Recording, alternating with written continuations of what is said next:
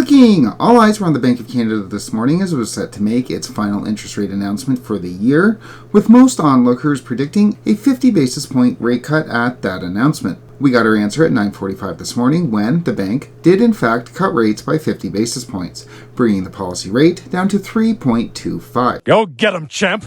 Following the announcement, Bank of Canada Governor Tiff Macklem and Senior Deputy Governor Carolyn Rogers held their 8th policy press conference of this year. Look how happy the governor looks to be at every single conference. Everything's black. And yeah, the feeling is probably for good reason, as demonstrated at today's press conference. Are you expecting to cut rates further? That was the 35th of, as we'll see, 36 rate cut questions that the governor has had this year.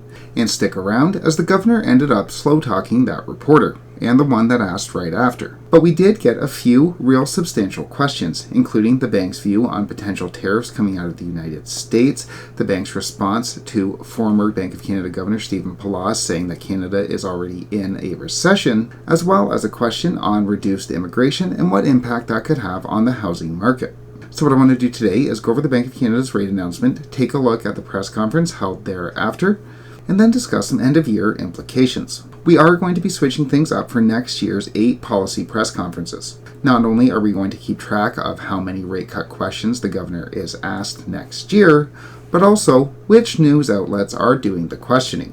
And then we'll see who wins at the end of the year and send a trophy off for excellence in journalism to that organization. If he won that, it's a major award. As such, we will continue to track these conferences coming from the Bank of Canada throughout 2025. Make sure you click like and subscribe if you want to get those updates. But for now, let's get into this rate announcement.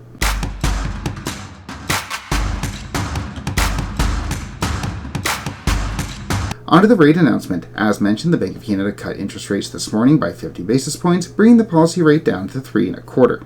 The big news was that the bank removed language from its statement about the potential for future interest rate cuts, signaling that the bank could take a more gradual approach to cutting interest rates going forward. The bank also noted that it would be looking through the stimulative impact of the removal of the GST, the one-time payments to individuals, and the changes to mortgage rules, rather focusing on underlying fundamentals. So, does that mean that if the inflation rate ticks up on these one-time payments, or if it ticks up due to a rise in shelter prices because of these 30-year amortizations, that the bank is going to look through these measures as they would be considered temporary? Transitory? Yeah, it does seem like a reasonable question that could have been posed by Canada's media elite, but they didn't. No one failed. No one failed, all right? It just didn't happen.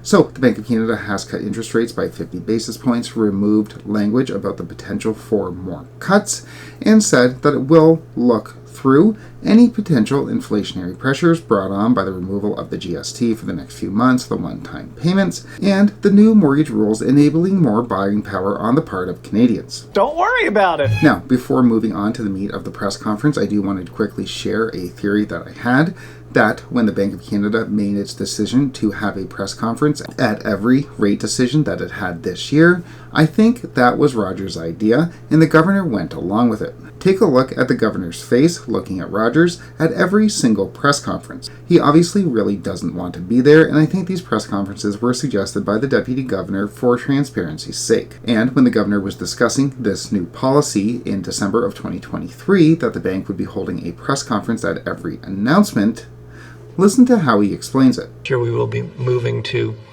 8 press conferences, so every decision you'll get to ask me questions, along with the senior deputy governor. So yeah, I think these press conferences were Rogers' idea, in that this is kind of an inside joke between the two of them, that if he has to do it, Rogers has to do it too. Oh, you. And at times, it's kind of hard to blame them. Watch the governor's response to the 35th rate cut question that he's received this year. We'll be taking a more gradual approach. So what does a more gradual approach mean? Well, we've just cut by 50 basis points at the last 2 meetings. So more gradual is more gradual than that. That is obviously a pretty wide zone. That's deliberate. And look at Rogers' face. To ask your question, then go back on mute as soon as you've finished. That way everyone will be able to... And then, right after, like the next sequential question... I just wanted to follow up on Mark's question. Given Canadians should expect a more gradual approach to policy easing, should they be prepared for a pause? And again, look at Roger's face when the question gets asked. I don't really have much more to add on the previous answer. So you're telling me there's a chance? Maybe we'll have 2 trophies next year, one for excellence in journalism and the other for most ridiculous question, or sequence of questions as it were. I am once again asking for your financial support. But we did in fact get some good questions as well. First, the one on everyone's minds as it seems to be pressing more and more as of late, tariffs. How much was the threat of President-elect Trump's 25% tariff? How big a role did that play in making a half-point cut, and perhaps the Bank of Canada wanted to take out some insurance in the event this happened? Yeah, and while the governor did make sure to note that the Bank of Canada does not make policy based on something that has yet to happen, yeah, it probably was a little bit of insurance. You saw in the press release, we did underline that the threat of new tariffs on Canadian exports, particularly at the level that's been suggested, that is a major new source of uncertainty. But the reality is we don't know if those tariffs are going to be implemented. So, yeah, a couple of things to unpack here. First, the governor is noting that the bank is indeed worried about these tariffs, and I think that, yeah, probably that 50 basis point cut was in part some insurance against what could and would happen to the economy if those tariffs were imposed. And second, yeah, I think by the governor's answer, we can pretty much assume that if those tariffs were to be imposed, that the Bank of Canada would be cutting and would be cutting hard, and probably for good reason. But as we've discussed so much before on this channel, and as we're actually seeing right now, those cuts would not be coming for a good reason. They would be coming to save the economy. It would not be something to celebrate. And the governor was asked a few more times about these tariffs, both in English and in French. Si ces tarifs sont mis en place. But for really good reason, I think, as the tariffs are going to be top of mind for many Canadians, businesses, and consumers until we get some clarity. Next, the governor was asked about former Bank of Canada Governor Stephen Poloz's statement that Canada is already in a recession. And yeah, I think everyone was a bit surprised to see Stephen Poloz come out and say that, as he had to have known this was going to cause a problem for the governor, as you can see in his response. What's my response? Well, let me say how do we see it? I'll let people decide what adjective they want to put on it, but... You better be finished. Yeah, and I'm pretty sure that's what he was thinking, but as we can see, the governor remained, as ever, data-driven. The traditional definition of a recession is at least two negative quarters of growth in a row. The Canadian economy is growing. Third quarter growth was 1%. It's not growing very quickly, but it is growing. So, regardless as to whether or not Canada is actually in a recession, the Bank of Canada sure doesn't seem to think that it is. And I think if it did think that we were in a recession, it wouldn't have removed that language or stated that it's now going to be taking a gradual approach to interest rate cuts. It would have tried to jawbone some stimulus into the economy. And finally, the Senior Deputy Governor, Carolyn Rogers, was asked what the Bank of Canada thinks will happen to the housing market, given the massive reductions that we're going to be seeing in immigration. What we've seen in housing recently is a pretty big uptick in activity, and it's come without a commensurate uptick in prices, so that's actually been quite good news. There's some mortgage rule changes to come, another 50 basis point cut. We know housing is very sensitive to interest rates, so we do expect some more pickup.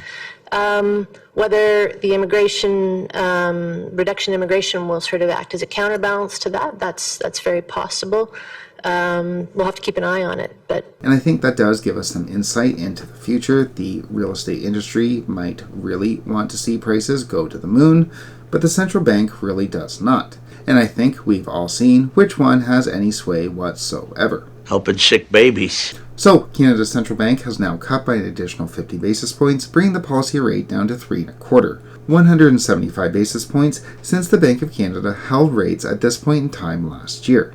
Back then, inflation was sitting at 3.1 and Canada's unemployment was sitting at 5.8. Fast forward to this year, Canada's inflation is sitting at 2%, whereas the unemployment rate has bumped up to 6.8.